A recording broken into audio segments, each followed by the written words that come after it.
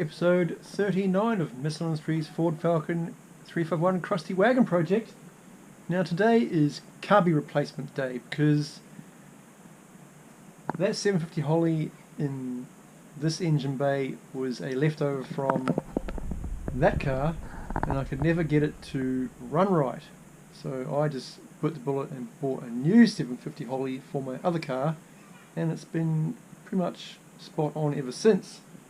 So owing to the fact that this car has a stock motor in it, I've decided to pick up a smaller Holley. So I'm only going to go for a 600 CFM Holley, and I'm going to drop it in there, plumb it all in with the various paraphernalia that I've bought that I'm about to show you, and then fire the car up and see how it goes in the garage, not around the block or anything. So that's the plan. New carbie, on car, give it a bit of a tweak, maybe do the idle mixture circuit on it, and then call it a day. So what we have in here is a 1/2 inch phenolic spacer kit with an open centre, a reproduction fuel line, hard line from the fuel pump to the carbie, because I'm currently using a piece of rubber hose and a radiator fitting, which probably isn't the best long-term solution, and a brand new Holley Street Warrior 600 CFM vacuum secondaries carbie.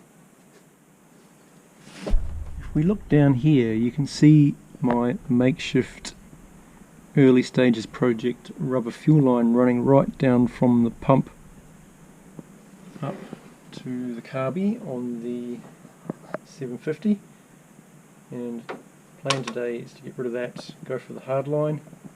Since it's all different between the 750 and the 600, I'll be doing a new soft line as well.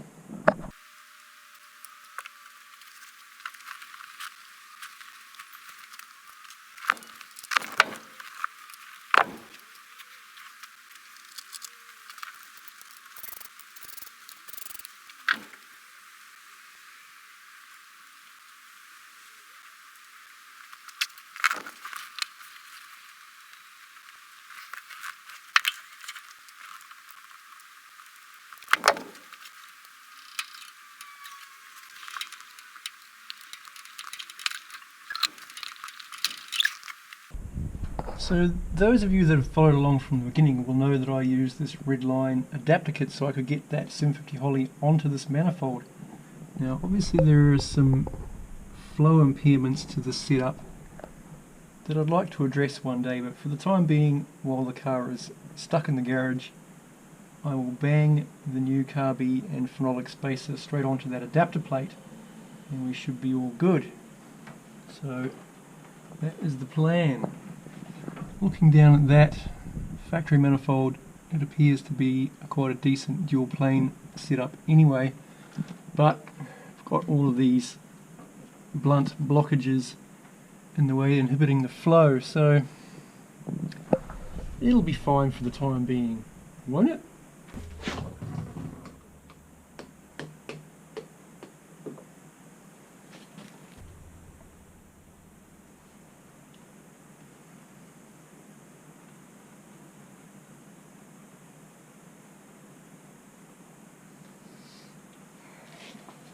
Okay, I've stolen what I need off this 750 Holley and I've tipped all the fuel out of it.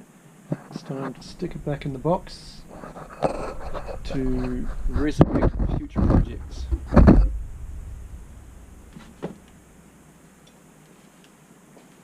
Or steal parts out of. I watched a bunch of videos about manifolds and about dual plane manifolds and the slot they usually have cut on the top of them, and recently a video I watched claimed that if you put a open phenolic spacer on top of a slotted dual plane manifold, the extra height and the extra air gap between the two planes actually gives you a 500 RPM increase in the power band. So since a phenolic spacer was going on here anyway, I opened for an open phenolic spacer to go with that red line adapter to see if it does indeed move the power band up. Not really a big deal when you're playing with a stock wagon, but the spacer was going on anyway, and I already knew what kind of arrangement this manifold setup was, so I thought, why not experiment? I'm pretty sure I just went for a regular 3-hole phenolic on the other car because it already has a air gap manifold with the slot cut out of the dual plane, so there was really no need to double up on that. So let's experiment the other way with this one. Time to unbox this carbie.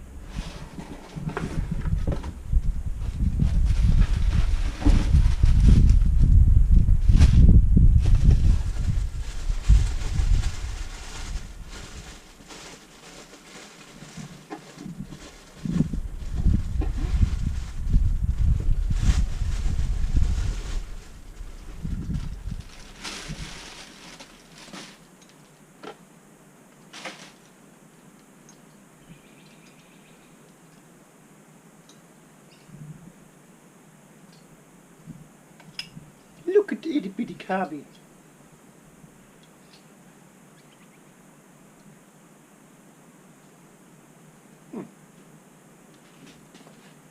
It's old school because it doesn't have the viewing windows. You have the old school threaded plugs you need to undo to check the float bowl level.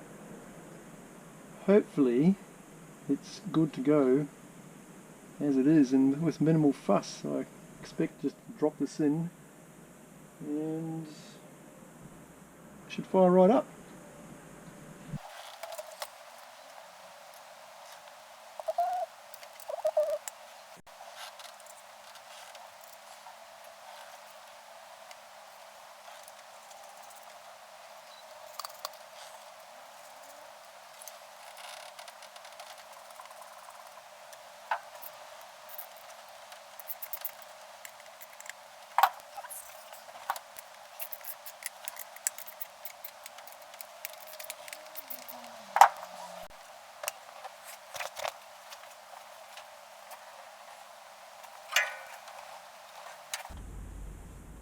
Now I did make a point of asking the supplier if this is compatible with an air conditioning car, because when you look at it in the photos you say to yourself, why is there a big bump right in the middle of that line when it should just go straight up the side of the block and then up to the carbie?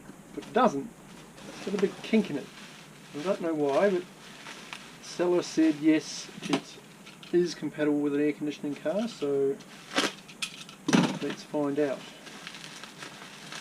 Because my other car has one that just goes straight up the side of the block, and I couldn't find any of those anywhere. They all had this weird kink arrangement in them, so let's fit it to the car and hope it all works out.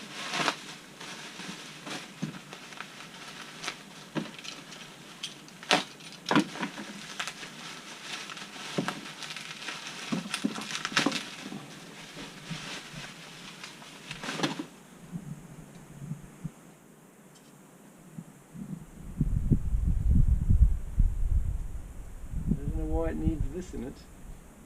Going around the compressor? Guess we're about to find out.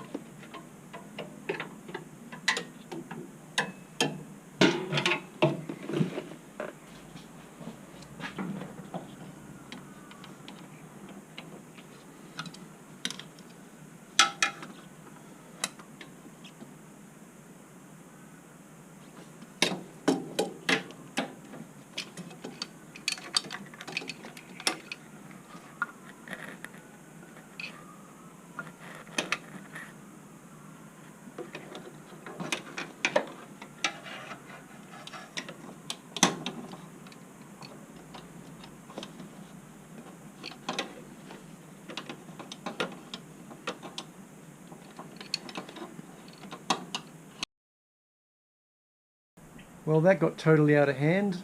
that hard line that fits an air and steer car does fit an air and steer car, but there was no way I could figure out how to get it into position without pulling the power steering and air conditioning off the front of the motor. So that meant the radiator had to come out, I had to pull the pump out, all the brackets out, all the pulleys out, all the belts off, and tip coolant all over the floor again. But the hard line is in, and I'm probably going to have to do a bit of bending before I'm satisfied with where everything's sitting, but there's plenty of scope to bend it a little bit here and there. So we'll go have a look under the car and I'll show you that it clears everything, because trying to feed it in from that angle with everything in place, it just wasn't going to happen. There wasn't enough room to move anything, and rather than spend hours trying to figure out a way to get it in there without moving anything around, I just went, bugger it, I'm pulling everything off so I can get this line in and then put everything back together again. So, as we can observe, the hard line just clears the power steering pump.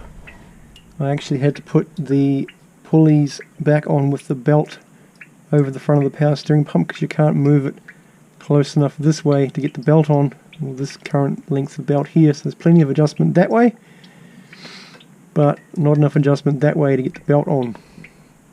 So since this is all apart and these belts are old, next weekend I'll go grab some new belts and I'll put this all back together with new belts, because it's going to be a headache to get the belts on, and I might as well do it while everything is out again, and then button it all up maybe for the last time. So here we have the crappy old quadrijet that came with this car out of the factory on the 302.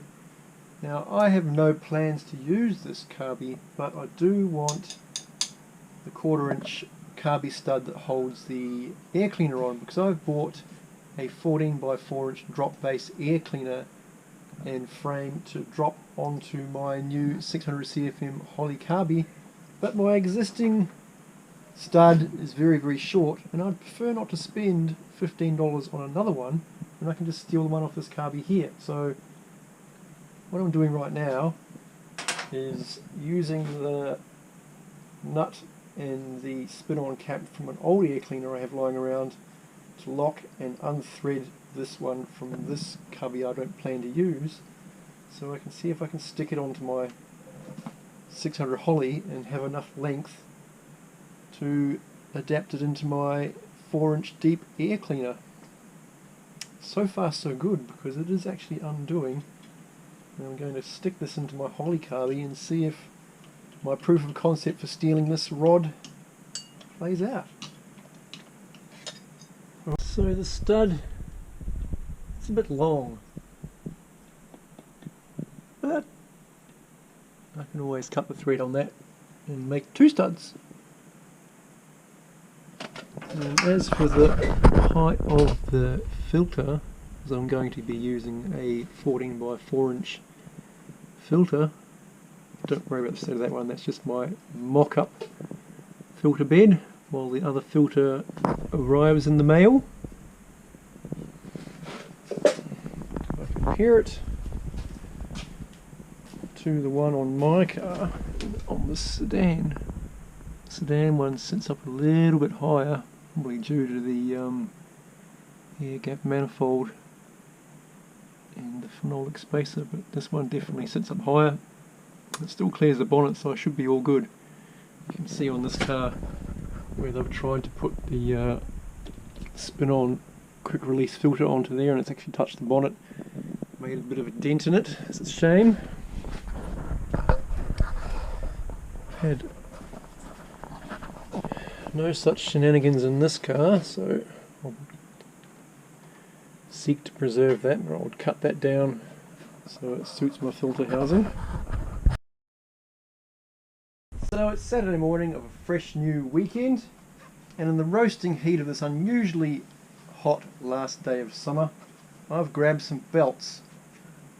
Now I've been through this debacle with my sedan trying to find a belt to suit the power steering conversion that I did, but this time around I actually had the belts to take with me, so I spent half an hour comparing all the belts and then just hoping for the best and going, these ones are close enough, and bringing them home to fit. So hopefully today I get all the belts on, get the radiator in, get that carbie tuned, start the car.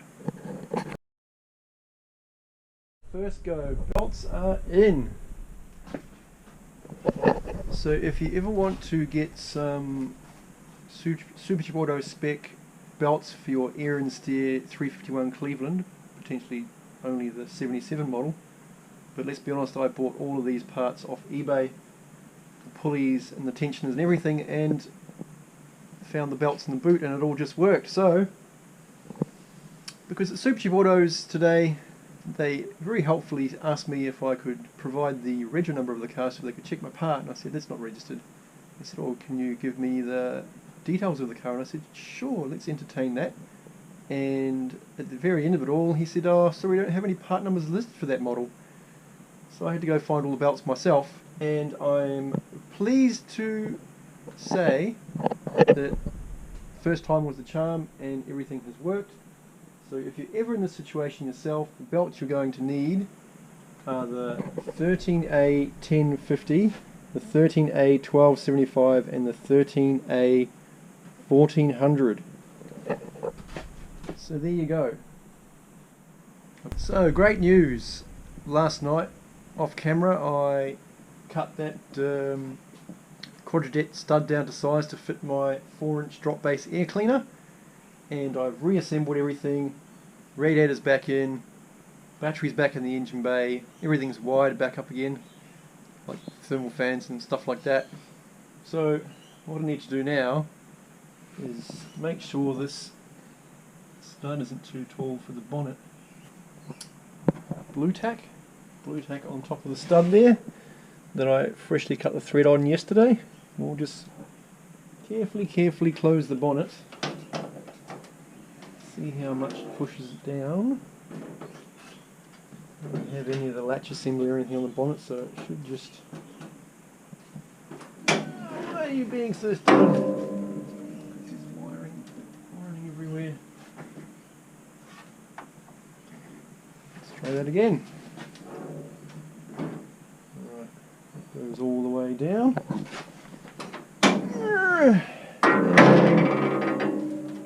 Doesn't appear that that's...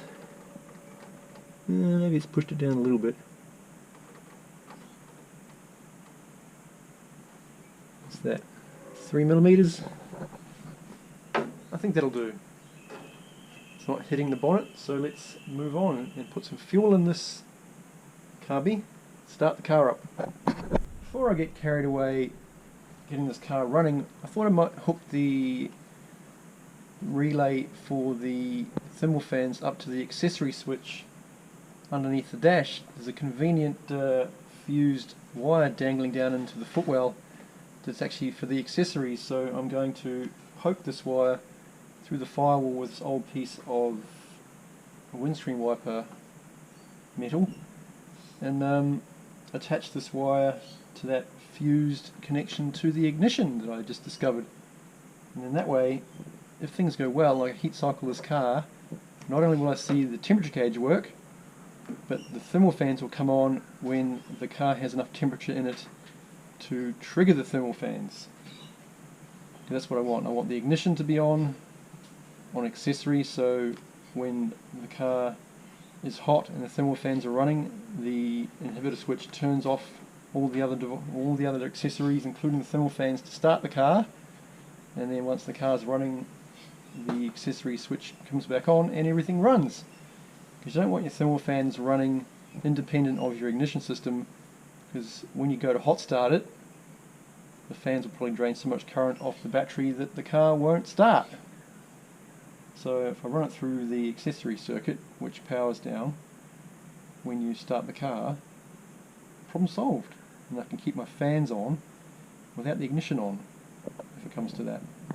In those situations where you roll into a car park in a rest area and you'd like to keep your fans running but your car off, and you just turn it on to accessory and let the fans run until it gets down to a more suitable temperature.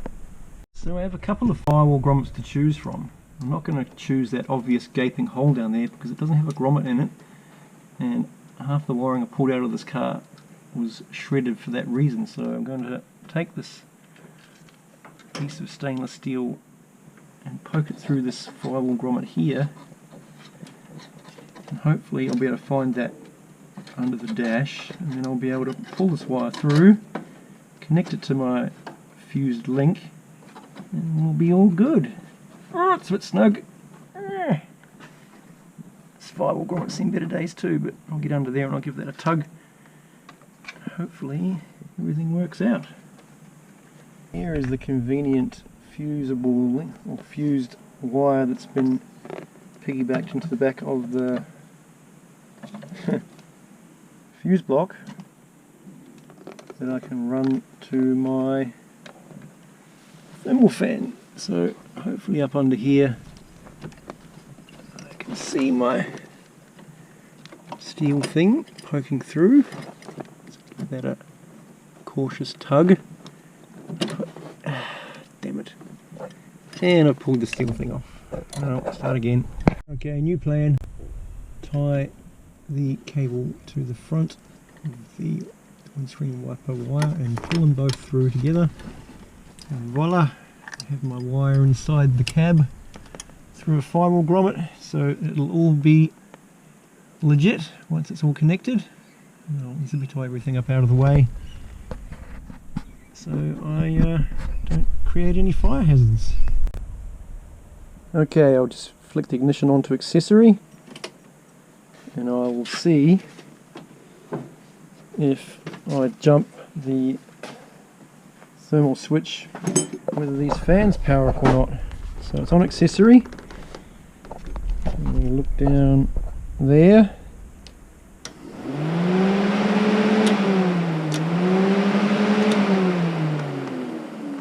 I can find a way to hold those together.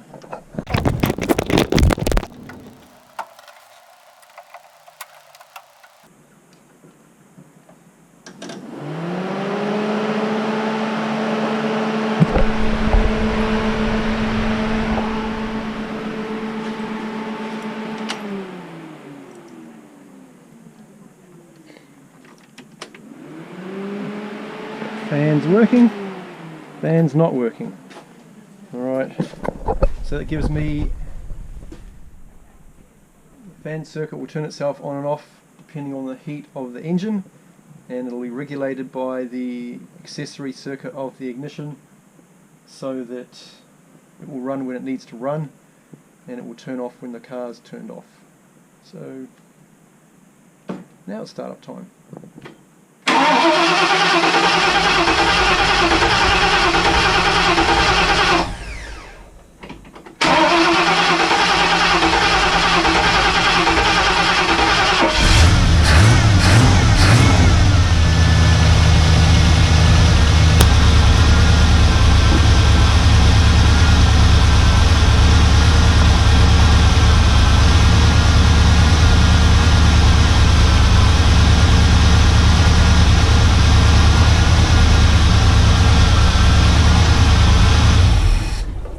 Fuel leak, big fuel leak.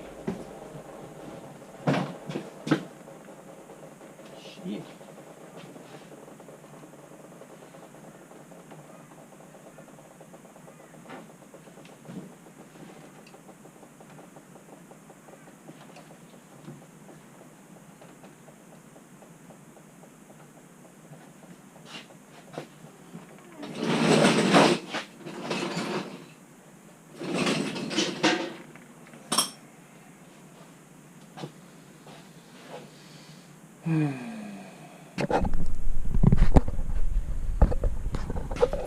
That's a lot of fuel.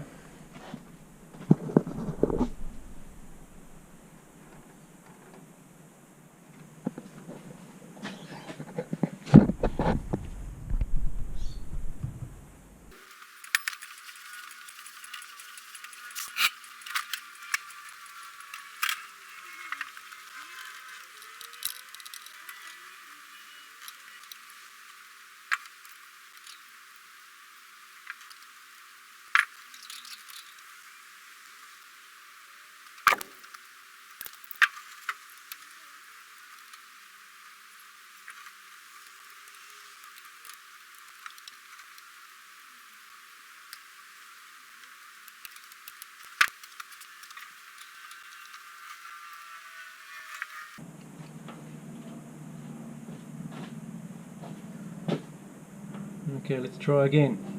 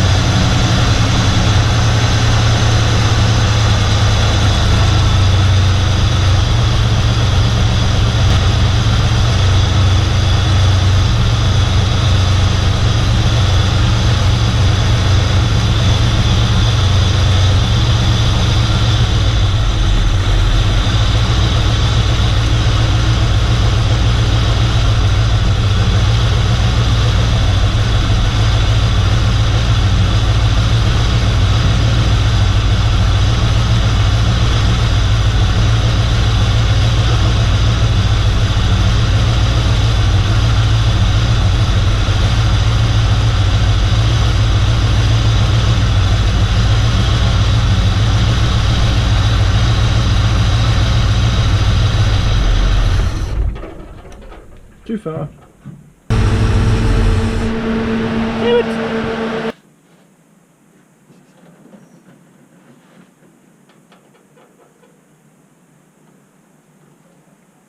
Out of fuel.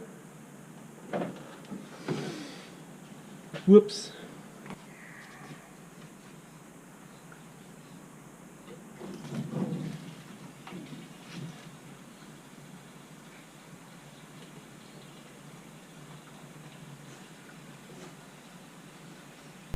Let's try that again with fuel in the car this time.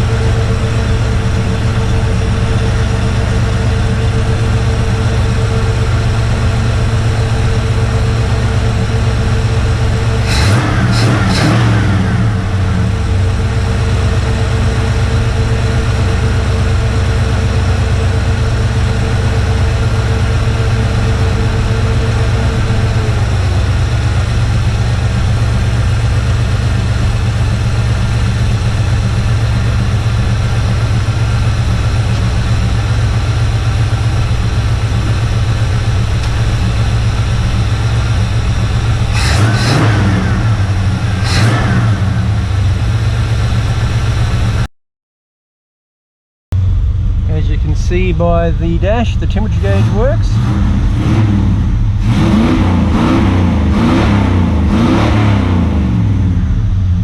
It sounds mint! Alright, that's enough of that. Car's up to temperature, temperature gauge works. Thermal fans are kicking in off the ignition. Oh, the belt's popped off the popped off the front of the air conditioning. Nothing's pouring out of there. And there we have it. Air cleaner is in place. Belt's been pulled off the front of the air conditioning compressor because it doesn't work, don't need it just yet. So, in summary, Street Warrior 600 CFM carbie is on. I have done a preliminary idle circuit tune-up on it, which pretty much just says turn the screws right in and then turn them out 1 1/4 turns and then fine adjust from there. Didn't appear to make much difference while the car idled at 1000 RPM to the vacuum signal, so I'm just going to leave it as it is. I've revved the cajones out of it and it sounds fantastic. And the drop bass air filter, which was just this bit here, which is what I ordered to go inside my existing Crusty air filter box, fits in with my modified Quadrajet shortened carburetor stud. So good result. It appears to clear the bonnet. Not that the bonnet's going to be closed anytime soon. So happy with that. Temperature gauge does work now. I'm going to have to fine tune my radiator because my temperature gauge goes over halfway. I'm a bit OCD about that. I want the temperature gauge to sit right in the middle. So I will turn down my thermal fan switch here until the temperature gauge and the radiator can both agree on what's the most optimal temperature setting to be in, because if my gauge goes over halfway I start to get a bit concerned. And so I'll work on that in the future, but nothing's leaked out of it. It's holding coolant, it's holding fuel.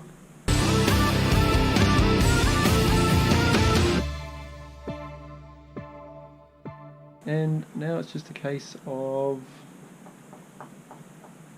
getting the rest of the wiring sorted out. Just a case of getting everything else done. Everything else that needs to be followed up. Reconditioned, bled, repaired, painted.